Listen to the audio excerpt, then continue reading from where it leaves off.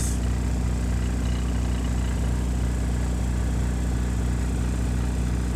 Currently leaving orientation.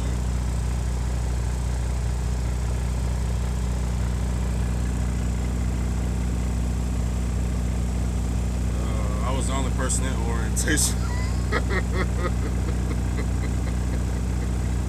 It's a very, very small company. From what I understand, I guess they only got 14 drivers, but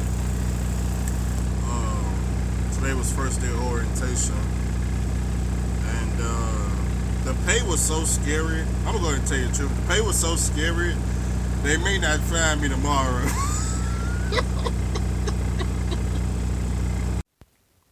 What's going on, guys? So today was orientation for a rail yard company that I applied for. I applied for three of them, but this week y'all called me back the fastest, and supposedly they could have got me in orientation the fastest, which was not true at all. But anyways, with the orientation today, I was the only person there. Interesting, interesting. I didn't do any research on any of these companies. I have no idea what they got going on here in Memphis. I just flipped a coin and just well, actually, I applied for three intermodal companies, but whatever, whatever. I showed up to a intermodal company that was hiring owner operators. Got there, asked some questions since I was the only person there. Um, Asked them how many drivers they had. I believe she told me they had like 14 drivers total. I think they're all owner operators. Not sure, but went over every company do a little slideshow presentation, sign a lease agreement, that type of stuff, and we got down to the deductions, and boy, it got crazy up in there. Of course, they do the $1,500 mandatory truck escrow deducted at $75 a week. Then they got another escrow for the ELD device at $800 total. I forgot what they deduct for that per week. If you bring your own ELD device, then the escrow is only $400. I forget what they deduct a week. And then they have insurance deductions.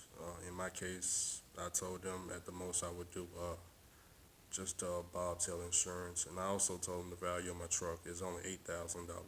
8,000. I'm not telling anybody else to do that. I'm just telling you what I did because the deductions was already through the roof. Not that it was gonna make any type of difference. Whether I told them it was 15 or 20,000, it wasn't gonna make no difference. I probably only saved like $3 a week or something. I don't know, but um, then they just had some more deductions. Just deductions after deductions after deductions after deductions. Typical when you're running for cheap. That's typically what happens. Happen that road runner, big rock, big road, whatever it's called. You know how it is when you're paying for the truck, the trailer, and you just deduction after deduction after deduction, and when you're leasing Rob no truck, it's deduction after deduction after so many deductions you didn't even know it was a deduction for. You're like, damn, man, look at my settlement. You can't even explain to somebody else what the deduction is for. That's how bad it is. But whatever, whatever. So cool. So after we got through playing the deduction game, it came down to the rates. Okay. What's the rates? What's the rates? They showed me a rate sheet, and it wasn't like per mile; it was per city. So like from Memphis to Little Rock, paid one price. From here to they just had a bunch of cities listed, and basically if you start from Memphis and go to any of these cities, they had a list of prices they was paying. Like for example, I think from here to Jackson, Tennessee, which is I think like 2 hours. I think it was like 350 round trip, 350 round trip. Comes out to like $1.50 a mile average. Um, Pretty much everything they had was about $1.50 a mile average. Cool. And then here comes the sign-on bonus. Did your recruiter tell you anything about the sign-on bonus? No. Didn't bother to ask for one. Didn't know I needed one. What's the sign-on? Well, we give you a sign-on bonus of $2,000. But if you quit within 1 to 90 days, we need all that guacamole sauce back. I'm already thinking in my head, well, I didn't plan to stay. that long, but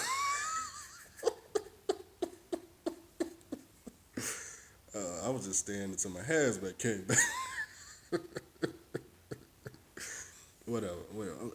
I'll go and throw the sign on bonus on it. So, anyways, after leaving orientation with my head all the way down to the ground like this, I said, you know what? I'm gonna call the TWIC office and see what's the status on this hazmat. So I called the TWIC office. You know what the fuck they told me at the TWIC office when they picked up the phone? They told me my hazmat was approved on the 27th.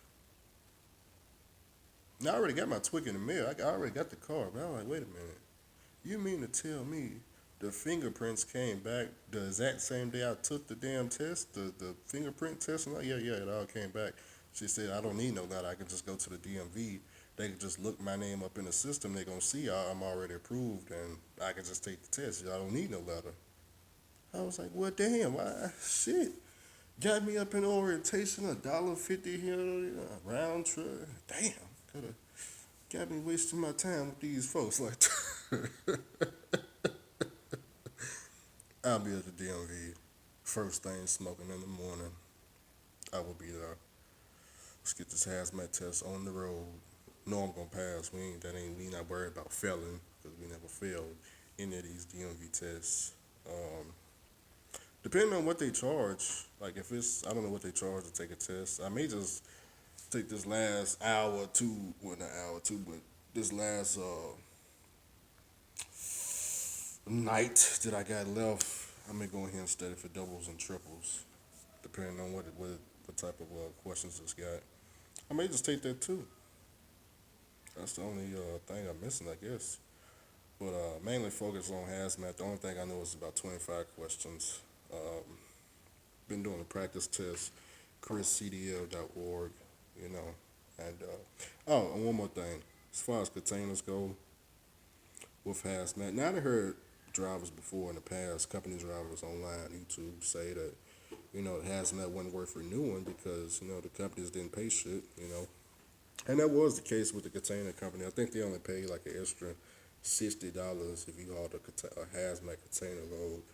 And as far as some of the company drivers, if you had like 38 cents a mile, they may give you 40 cents a mile to haul hazmat. Okay, now understand when you get in the real hazmat world, where you actually hauling a bomb or some shit, that is not high pays, okay? I'm just letting you know. It's not high pay. It really pays money now. I'm just saying, I understand when you get around the driver in the container world and the dirt cheap freight world, they pay the drivers cheap, but best believe the load is not paying as cheap as they make it seem, okay? But anyways, oh man, so that's the update for y'all. As far as the company go that I went to and the people there, it was a good company. Good company. I went there. Good environment. People was fantastic. Nice people, nice lady. No complaints on the company. I didn't see nothing wrong with them. I didn't. Now, as far as the rates go, I don't want y'all think that it was just this company. I think that's all the containers is running for like $1.50 a mile. It's not just this one company, but I don't know because I didn't do no research into it. I have no idea. No idea. I don't know what the other drivers are grossing. I don't know what they taking home. Oh, and one thing that I didn't like, 2 weeks hold back on pay. I was like, damn. Wait, 2 weeks? Damn, man. Shit. What else? What else? What else? What else? It's crazy. Well, there is something else, by the way, Andrew. You can't even start today or this week. You can start sometime next week, though.